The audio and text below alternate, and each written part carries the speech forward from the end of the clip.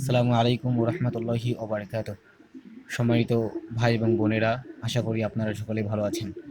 আজ একটি গুরুত্বপূর্ণ ইস্যু নিয়ে কথা বলতে চাচ্ছি। বিষয়টা অত্যন্ত গুরুত্বপূর্ণ ফর দিস সোসাইটি। বিষয়টি হলো, আমি কিছুদিন যাবৎ মুসলিম বোনদেরকে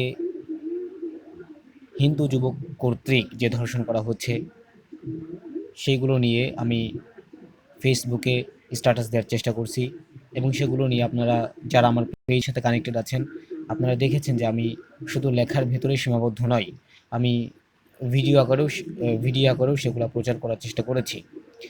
শুধু আমি না, আলিম সমাজের মাঝে যারা সচেতন আলিম, তারা এই বিষয়গুলো নিয়ে কথা বলেছেন, লেখালেখি করেছেন এবং করে যাচ্ছেন, চলমান একটি প্রক্রিয়া।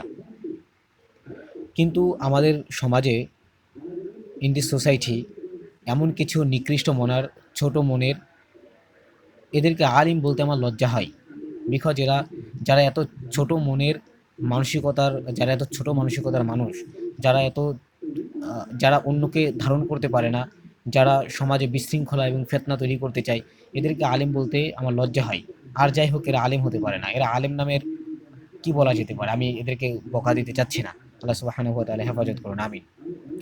সো কিছু মৌলবী এমন আছে যারা আমাদের বোনদেরকে ছোট করে কথা বলে। আচ্ছা ভাই, আপনি কি কখনো ফাইন্ড আউট করার চেষ্টা করেছেন যে একজন মুসলিম গার্ল, সে কেন একটি হিন্দু ছেলের প্রেমের ফাঁদে পড়তেছে? What is the reason? যদি আমি আপনাকে এই প্রশ্ন করি যে এটা তো একজন দুইজন না, অহরহ ঘটতেছে। ইভেন মুসলিম মেয়েদের সামনে হাজারো এক্সাম্পল রয়েছে যে হিন্দুদের, এবং ওরা তো এটাও বোঝে যে হিন্দুদের কাজ হচ্ছে শুধুমাত্র প্রেমের ফাঁদে ফেলে ওদেরকে ধর্ষণ করবে, ধর্মান্তরিত করবে, ইন্ডিয়াতে পাচার করে দিবে। এটা তো একজন মুসলিম গার্ল জানে। একজন মুসলিম মেয়ে জানা সত্ত্বেও সে কেন হিন্দু ছেলের প্রেমের ফাঁদে পড়ছে? Why? What is the reason? আমি যদি এই প্রশ্নটা আপনাকে করি, আপনি কি উত্তর দিবেন? আপনার তো কোনো রিসার্চ নেই, গবেষণা নেই, জাস্ট মুখে আসতে বলে ফেললেন।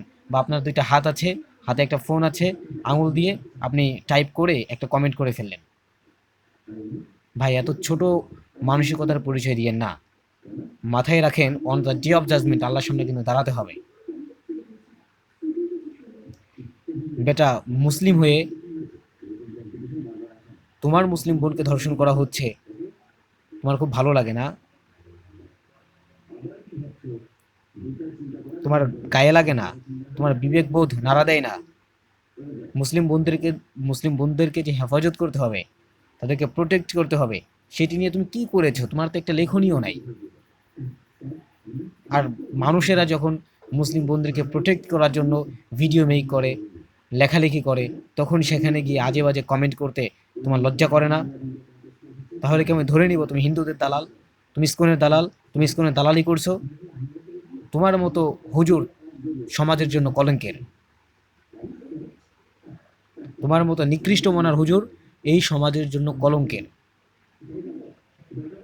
তুমি কলঙ্ক নিয়ে বেঁচে আছো। মিয়া, ফাজলামো করো না। আল্লাহ সুবহানাহু ওয়া তাআলা এই সকল নিকৃষ্ট মনার হুজুরদের থেকে, মৌলবীদের থেকে সমাজকে রক্ষা করুক।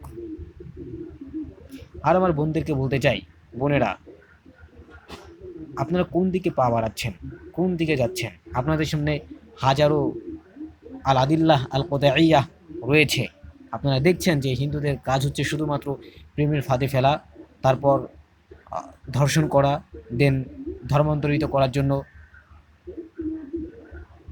জোর প্রয়োগ করা, দেন তাদেরকে ইন্ডিয়াতে পাচার করে দেওয়া। আপনাদের সামনে এই তথ্যগুলো, এই ইনফরমেশনগুলো থাকা সত্ত্বেও আপনারা কেন তাদের ফাঁদে পা দেন? কেন? ওয়াই? আপনাদের আকল একটু খাটান, একটু বিবেক বোধ জাগ্রত করেন। আল্লাহ সুবহানাহু ওয়া তাআলা আমাদের সকলকে হেফাজত করুন, আমিন।